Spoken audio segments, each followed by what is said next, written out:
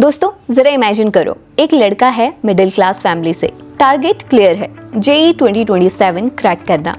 अब सबसे बड़ा सवाल, कोचिंग ज्वाइन करें या घर पर सेल्फ स्टडी।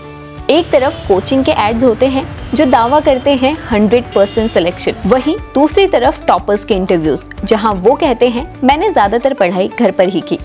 इसी कॉन्ट्रडिक्शन में पेरेंट्स कंफ्यूज होते हैं, स्टूडेंट्स प्रेशर में आते हैं और डिसीजन डिले होता जाता है, जबकि जेईई की प्रिपरेशन का सबसे कीमती एसेट टाइम होता है।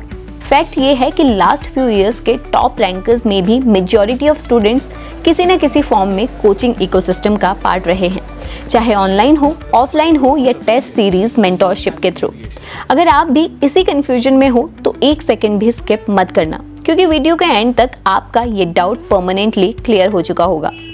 अब पहले थोड़ा रियलिटी चेक। जेईई मेन में 15 लाख स्टूडेंट्स हर साल अपीयर होते हैं, जबकि आईआईटीज और एनआईटीज की टोटल सीट्स सिर्फ 40 to 45,000 होती हैं।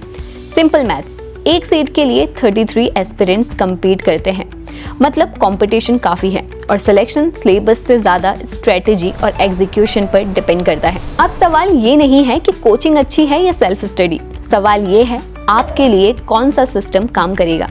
कोचिंग, क्या ये आपके लिए सही चॉइस है?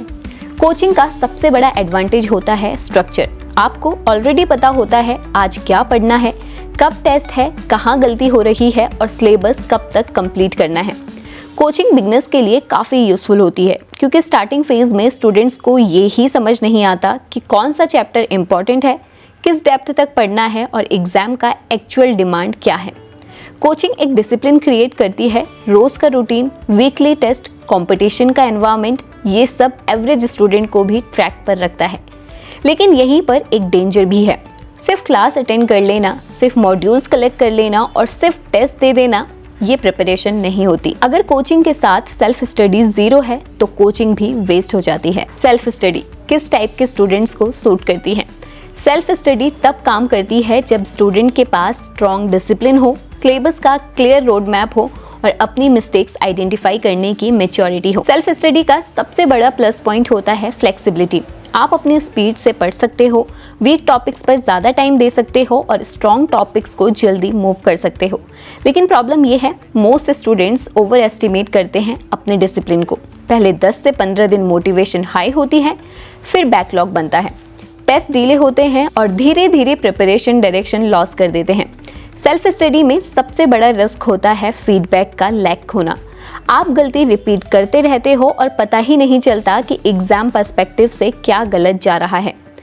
तो फाइनल आंसर क्या है, कोचिंग या सेल्फ स्टडी? सच ये है, जेईई 2027 के लिए बेस्ट ऑप्शन होता है हाइब्रिड अप्रोच, जहां आप कोचिंग या ऑनलाइन कोर्सेज से कॉन्सेप्ट क्लियर कर सकते हो और सेल्फ स्टडी के थ्रू प्रैक्टिस और रिवीजन पर फोकस, साथ ही टेस्ट सीरीज और वीकली एनालिसिस से प्रिपरेशन को और कॉम्पिटिटिव रख सकते हो। ये अप्रोच मैक्सिमम ड्रॉपर्स और सीरियस एस्पिरेंट्स फॉलो करते हैं, क्योंकि इसी कॉम्बिनेशन से प्रिपरेशन बैलेंस्ड और रिजल्ट ओरिएंटेड बनी रहती है। बिगेस्ट मिस्टेक जो स्टूडेंट्स करते हैं, स्टूडेंट्स पूछते रहते हैं कौन सी कोचिंग बेस्ट है, कौन सा टीचर बेस्ट है, पर कोई ये नहीं पूछता मैं बेस्ट स्टूडेंट बन रहा हूँ या नहीं।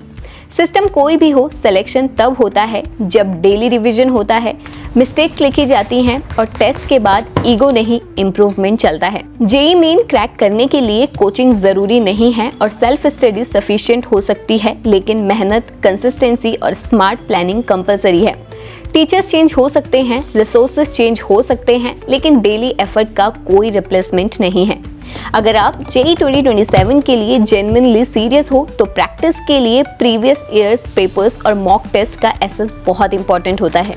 इसके लिए हमने आईआईटी जेईई प्रिपरेशन ऐप तैयार किया है। यहाँ आपको सारे रिसोर्सेज मिल जाएंगे एकदम फ्री। लिंक डिस्क्रिप्शन में है। कमेंट सेक्शन में जरूर बताना कोचिंग या सेल्फ स्टडी, 12th हो या ड्रॉपर। और अगर प्रिपरेशन से रिलेटेड कोई भी डाउट है, हम कमेंट्स में रिप्लाई जरूर करेंगे।